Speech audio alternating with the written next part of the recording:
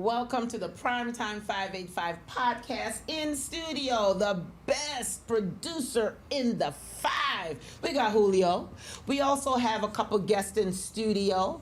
We have Zane Cropman from Penfield. We're going to talk to him later. And we got the assistant coach here in the house too, making sure Zane stays on track, on task, Gerard, because you already know. I could get him to slip up. So they got. He has a history of that. So they said, coach. They said the assistant coach, like, make sure. Nah, I'm just messing with y'all. I got Gerard Iglesias in studio, the luckiest man in Section 5 with the beautiful wife. Go ahead, Gerard. Yeah, lucky unless I need CPR. Oh, you saw that? Okay, we're going to get to that later. I was there. Listen, I failed the CPR test, y'all. I had 5%. 5%. So if you see me trying, I can't do it. I can't do it. Okay, let's get to the show. Battle on the mats at Webster Thomas, Gerard.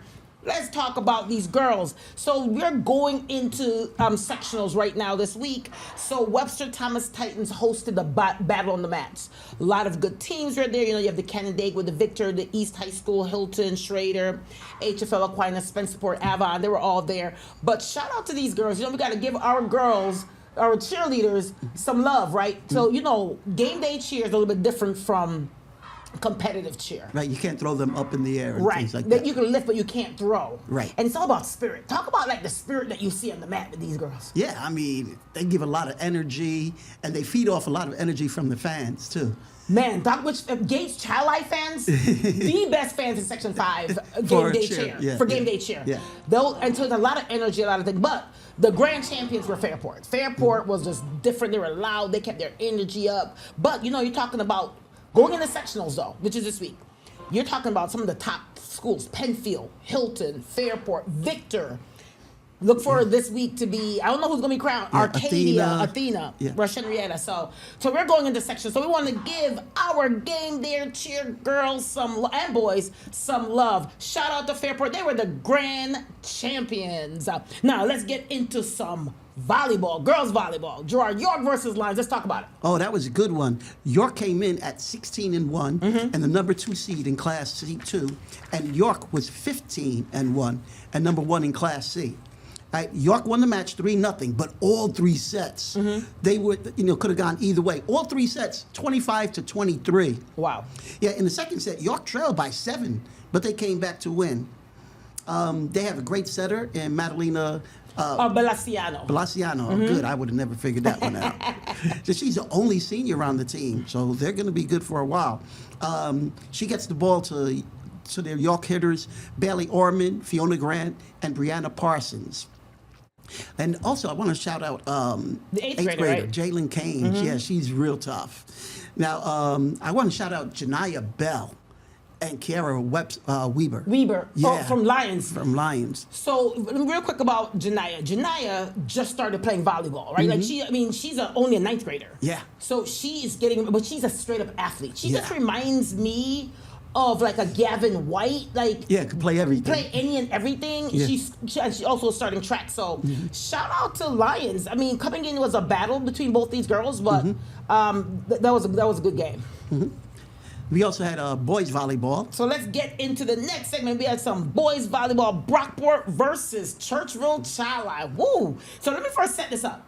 So Brockport and Churchville Chili played a couple days before on that Friday.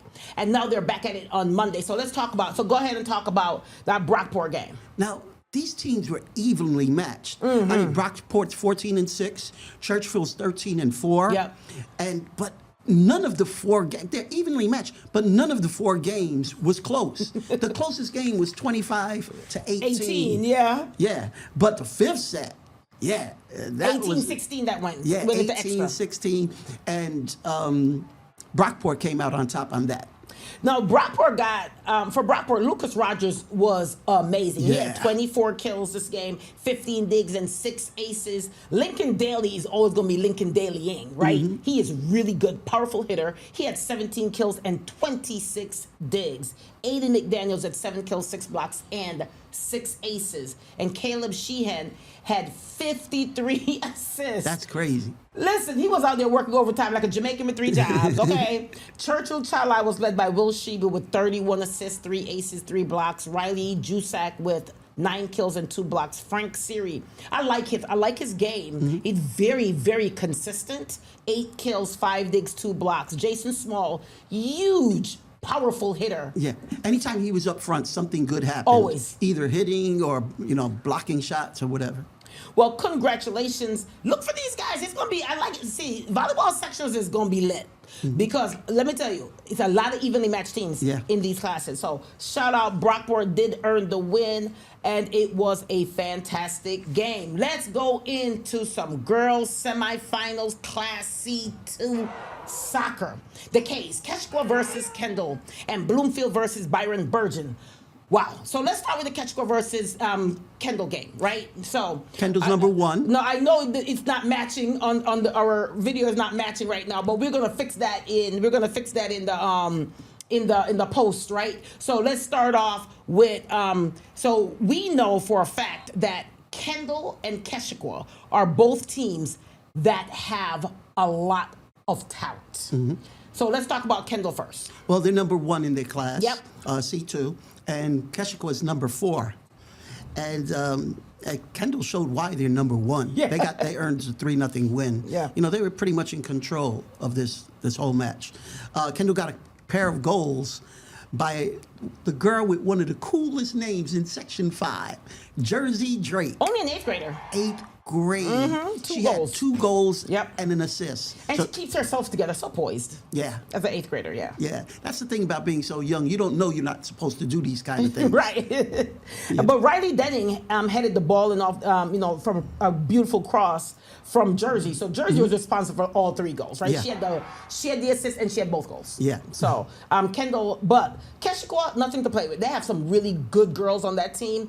The Keshqua team is like the entire basketball team playing soccer. Yeah. So these girls have been together for a very long time. Right. We want to give them their due. And then the next game we went to was Byron Burgeon versus Bloomfield. It was a doubleheader, right? Coming in, Byron Burgeon was the 2, Bloomfield was the 3. And Gerard, when you got a Mia Gray on your team that's going to Florida, little old Byron Burgeon has a girl that's going to Florida. Do we understand how big a deal that is? That's a huge deal. Florida's a perennial power, and for her to make it at that level from such a small school, or from any school. Any school, Yeah. small, large, no matter. Yeah, she, her. That's what we call it. So talk about this game real quick.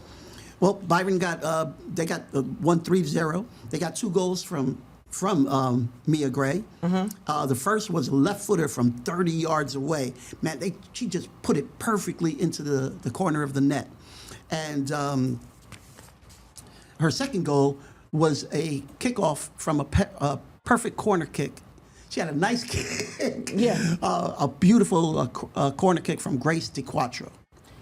Now, Grace got a goal of her own, right? And she's also really talented. She's got D2 commit to a Felician University in New Jersey. Yeah. Yeah. She doesn't get as much She's good, though. To publicity. play any level of college is crazy. Yeah.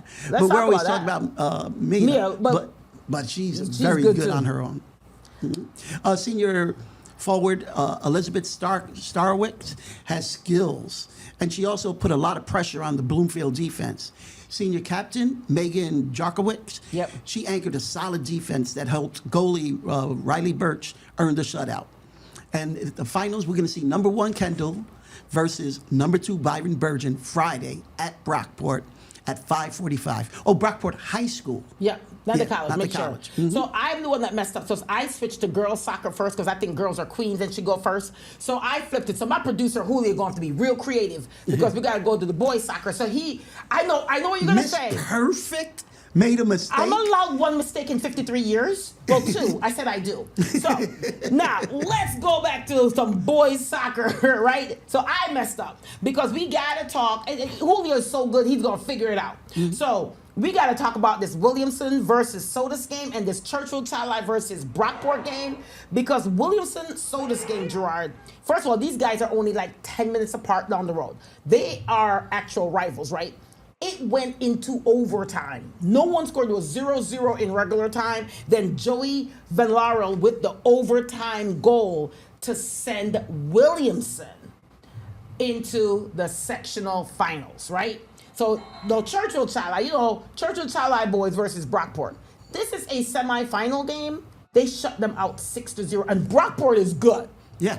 Yeah. Brockport is good. Very good. But Churchill Chili, when you have Braden, I can't say his name, Nalaukas, you have Bryce Wolf, you have Lucas Carriola, you have Ryan Vajovnik, and Chris Keller, Elijah Klawicki.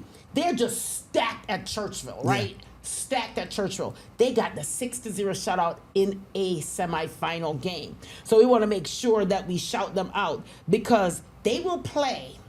Guess who? Zane is in the house. Zane is in Penfield, right? They're going to play Penfield. So Zane is here for football. But let me tell you something. Penfield boys football is on a Cinderella run right now. Penfield's got a lot going on. They got a lot going on. We're going to talk to Zane about that. Yeah, they got a lot. Football, they got volleyball. Yeah.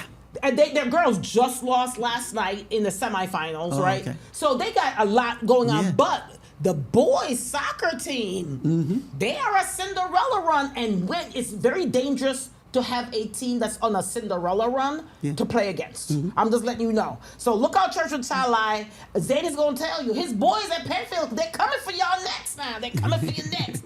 Now, we are going to go into some football real quick, okay? Let's start off with Gerard. Listen, I got to talk about this Schrader versus Hilton. Yeah, Schrader was number 6 and 3 Hilton. Now, Hilton had won their last 5 games. The first half was a defensive battle, right? Schrader quarterback Colin Watkins, he threw he threw a beautiful long pass to Anthony Amico. He jumped up and made a spectacular catch, right? And that set up a Michael Leonard field goal to make it 3-0. That was all the scoring in the first half. But Hilton, they would make it 17-0 on short touchdown runs by Antonio Tebow and Colin Watkins, who passed for 159 yards. And Tebow, he added a team-high 47 rushing yards. Wow. Yeah. Schrader, they also received big contributions from wide receiver Robert Kenny, who had 84 receiving yards, and running back Liam Torpy. He had a team-high 47 rushing yards.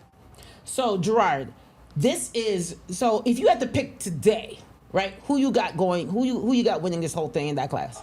I ain't gonna choose. I'm setting you up. The thing is, in football, this year has been crazy. Up is down, down is up. Up and down. Yep. We're gonna talk to Zen about that too. Yeah, I mean, look at Penfield. Yeah. They're on a run right now. They beat Rush. Yeah. Rush Henrietta, who state-ranked team at the time. Yeah. Yep. So let's go into this Churchville Chili versus Brighton football game. So Churchville Chili got knocked off by Brighton. Let's first say this. When I'm always going to bet on Coach Lynn. 35-14 win for Brighton. Justin Medina was ridiculous, right? 22 carries, 184 yards, 4 touchdowns, 2 tackles for a loss. Matthew Heininger, whenever I say his name, y'all should be in fear.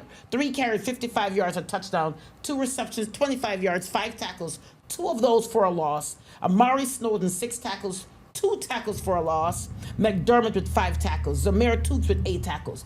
They are a squad that they went on a little losing streak for 2 games, but I won't bet on Coach Leon ever.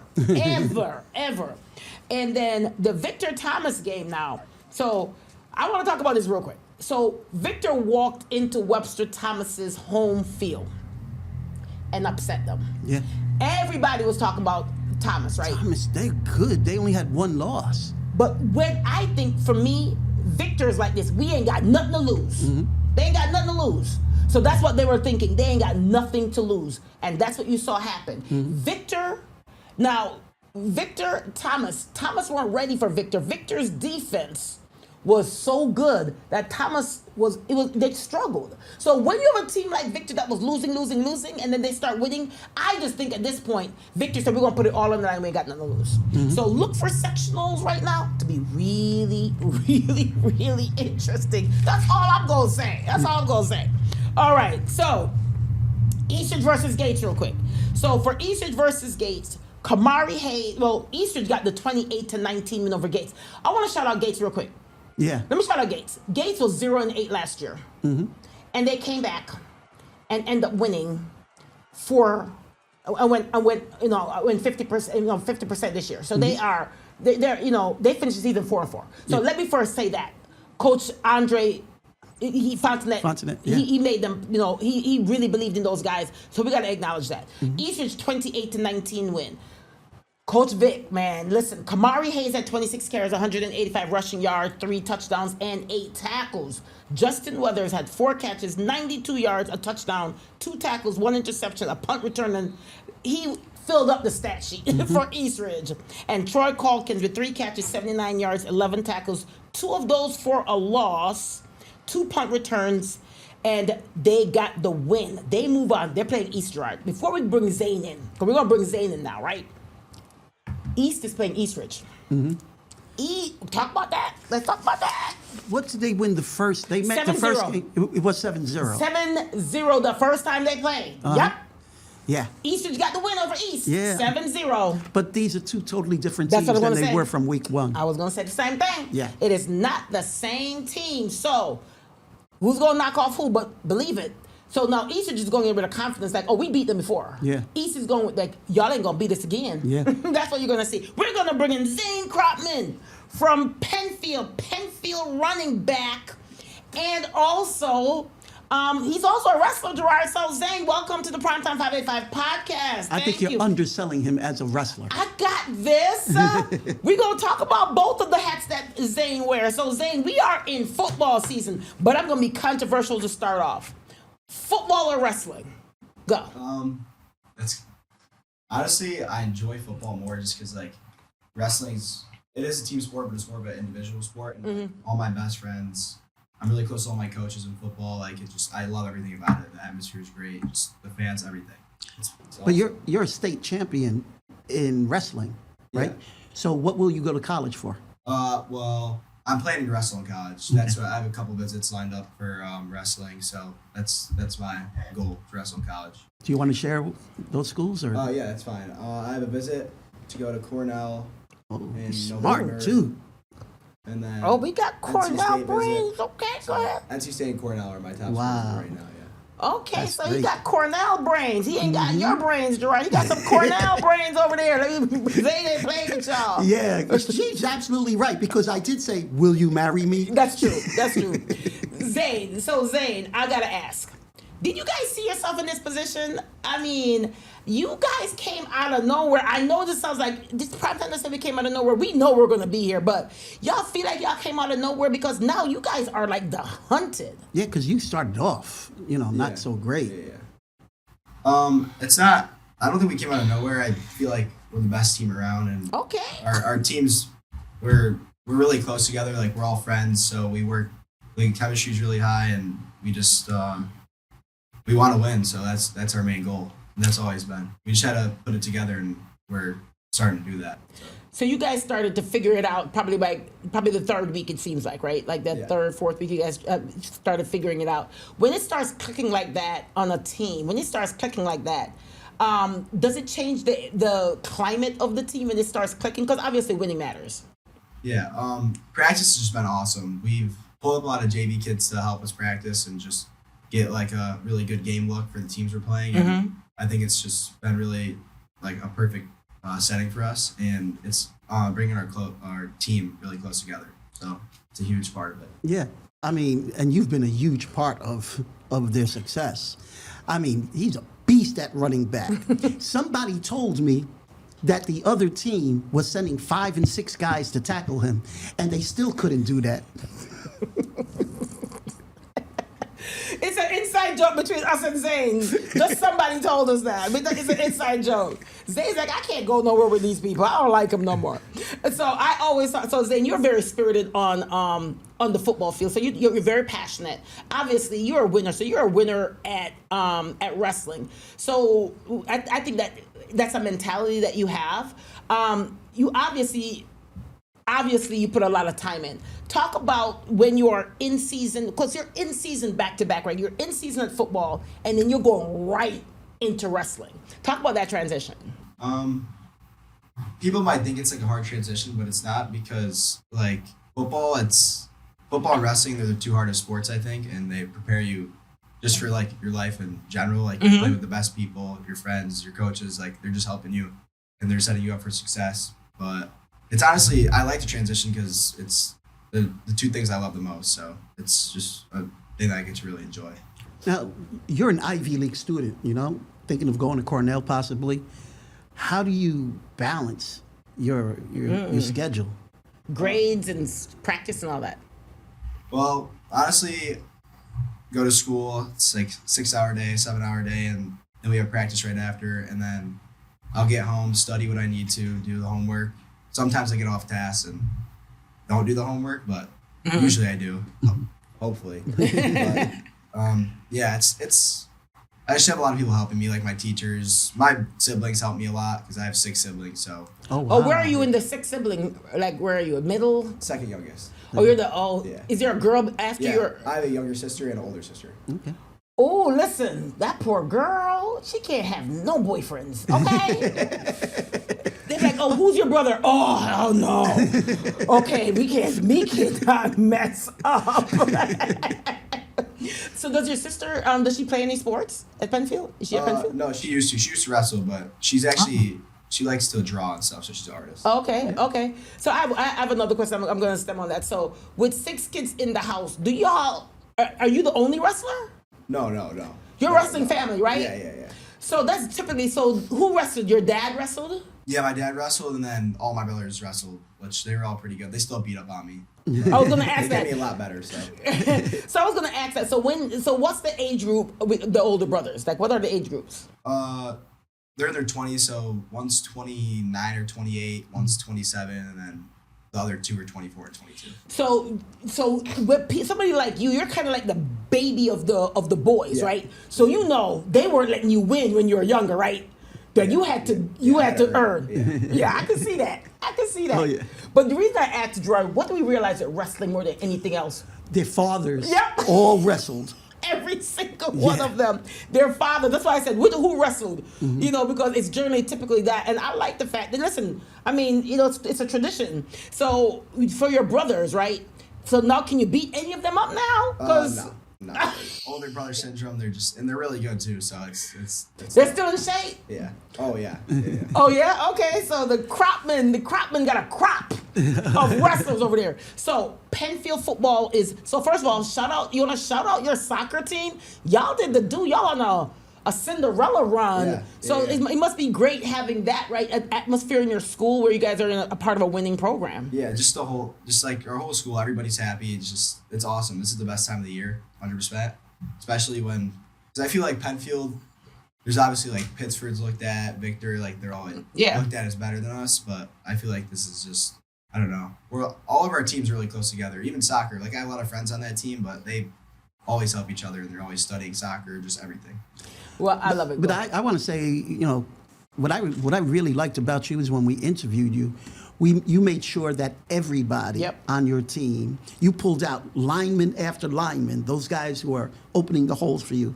You made sure that they were all recognized. That says a lot about your character. Yep, he made sure he gave them love. Absolutely I love had it. to. I'm nothing about the linemen or their team. Those guys help me. They're the reason that I play how I play and what I do. Well, love to hear it. So we had Zane Cropman. So Zane, before we close, are you predicting you guys gonna win sectional? I think definitely that is 100% the goal. 100%. All right, last question. What position, if your mom played football, what position would your mom play? Well, I don't think she'd make the team, but I'm just being honest. But if she was to play, I think she'd be like a strong safety. Ooh. She's got a good mentality. I think she would want to hit. Listen, she got 6 kids. She could play anything she want to play because she got 6 kids. Be tough like That's that, a mom. strong mom, That's a strong yeah. mom. Okay, Mama Cropman, I got you, girl.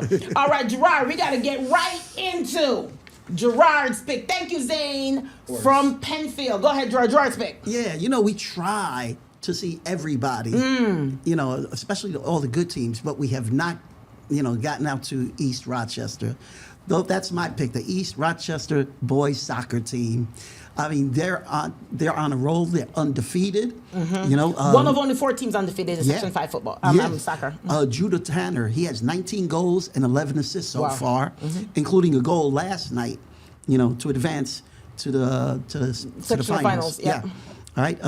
Joey Roundtree, he also scored. So I wanted to shout them out because unfortunately we didn't get a chance to see them. Yeah, well, Coach, they played Williamson. Coach Richard did go and cover them. We didn't, but Primetime did cover them. But they will play Williamson, and they are rivals. Yeah. So look for that to be lit, okay? I got to go into my pick before we close. So Elijah Klawicki of Churchville Child Eye Boys Soccer is my pick. The reason why is a little bit different. He has 4 goals entire season, right? Had 5 goals alone in sectionals. Yeah. In the round of sectionals. He's determined. He got pulled up in his sophomore year. Didn't even dress, wasn't good enough to really play, was practicing with the team. Now, he has 5 goals in sectional. And he has 4 goals and 4 assists coming into this. And Elijah Klawicki, you are the primetime 585 Karen Iglesia. You are my pick. That's my guy. Love to see it. I love stories like that because he's determined and he wants it. So we're going to go into around Section 5 real quick. Around Section 5, we got Zane back for around Section 5. Zane. Penfield doesn't win it, right? So who you think is second going to win it then? In y'all class, who you got if it wasn't for y'all? That's a Really tough question. He was like, this guy, we gonna go there, so I don't know what you're talking about. Zane's like, I don't understand what you're saying, though. But I don't know either. None of us know, man. It's anybody's. It's the most, like, we throw up our hands in the air. Who you guys got this week? In closing, Aquinas? Who you got? Aquinas. Yeah. They got Aquinas this week. What's his name for Aquinas? Is not back yet. Oh, he's not. Number 15. What's his name? Jeff Logan. Jeff Yeah, Logan. yeah, he's not back this week. They need him. So Mr. Cropman is in the house. So we are closing out the Primetime 585 podcast. We are around Section 5. We want to shout out all the people that have adopted families in Section 5. We want to also shout out Coach. Coach, listen, give him some love. We want to go right here. We're going to give you some love. Wave. Okay. So he is the lacrosse coach at Penfield. So around Section 5 is done. Thank you for the Primetime 5 guys. Zane Cropman in the house. Thank you guys. We appreciate y'all. Thank you.